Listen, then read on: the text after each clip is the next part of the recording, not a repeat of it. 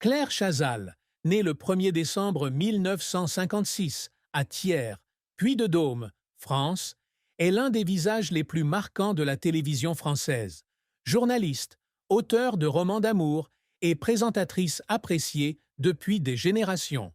Avec plus de 2 décennies d'animation du journal télévisé du week-end sur TF1, de 1991 à 2015, elle est devenue un symbole de sophistication, de professionnalisme et de grâce dans l'industrie médiatique française. Née dans une famille d'intellectuels, fille d'un juge à la Cour des comptes et d'une enseignante, Chazal est diplômée d'HEC et titulaire d'un DEA d'économie de l'Université Paris II, Panthéon-Assas. Parallèlement à sa carrière télévisuelle, elle est passionnée de ballet, écrit des romans d'amour et a récemment animé l'émission culturelle Le Grand Échiquier sur France 2. Elle est la mère de François Chazal Poivre d'Arvor, son fils unique avec le célèbre journaliste Patrick Poivre d'Arvor, et a eu de nombreuses relations notables, notamment un mariage avec Xavier Couture et des relations avec Philippe Torreton et Arnaud Lemaire. Malgré ses nombreux succès, sa vie a également été remplie d'une profonde tristesse, due à des pertes personnelles, à des défis professionnels et aux secrets discrets qu'elle gardait. L'histoire de Claire Chazal est un voyage de résilience, de passion pour l'art et de désir de laisser une impression sur le public. La plus grande tristesse dans la vie de Claire Chazal fut probablement la rupture de son contrat de présentatrice du journal télévisé du week-end par TF1 le 13 septembre 2015, après 24 ans de collaboration. Une décision soudaine qui lui donna le sentiment d'avoir perdu une partie de son identité.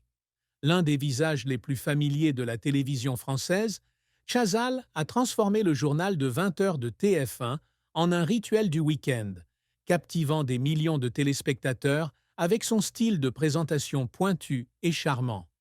Lors d'un adieu émouvant à l'antenne, elle a déclaré « Je suis si heureuse et fière d'avoir animé l'émission pendant 24 ans. Ensemble, nous avons créé un lien fort qui m'est si précieux. » Mais derrière ce calme se cachait un grand choc. Dans une interview accordée à Gala en 2016, elle avouait que la décision de Nonce Paolini, le président de TF1, l'avait laissée avec le sentiment d'être trahie et désorientée, comme si un chapitre important de sa vie avait été effacé du jour au lendemain. Cette douleur ne venait pas seulement de la perte de son emploi, mais aussi du sentiment d'être rejetée par l'endroit même où elle avait consacré sa jeunesse, où elle avait sacrifié du temps avec sa famille et son fils François pour construire sa carrière. Cette tristesse s'est encore aggravée lorsqu'elle a dû faire face aux critiques de certains téléspectateurs et des médias qui ont déclaré qu'elle était trop vieille pour continuer à présenter le journal télévisé, un commentaire dur dans une industrie qui favorise la jeunesse. Dans une interview accordée à Paris Match en 2018, elle a partagé que ses commentaires l'ont amenée à remettre en question sa valeur, même si elle essaie toujours de maintenir une apparence élégante et professionnelle.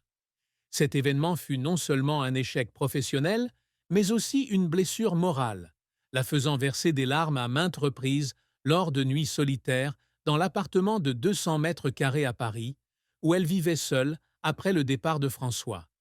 Même si elle retrouve plus tard la lumière grâce à de nouveaux projets comme Le Grand Échiquier, la tristesse d'avoir été renvoyée de TF1 reste une obscurité obsédante, un rappel de la fragilité de la célébrité et du succès. La carrière de Claire Chazal a été un parcours brillant mais aussi difficile, avec des succès retentissants mêlés à des échecs déchirants. Diplômée d'HEC et titulaire d'un DEA d'économie, Chazal débute sa carrière de journaliste au début des années 90 à l'agence France Presse, où elle perfectionne ses compétences rédactionnelles et analytiques. En 1988, elle rejoint Antenne 2, aujourd'hui France 2, où elle présente le journal télévisé du soir et remporte le 7 d'or en 1991 du meilleur présentateur de journal.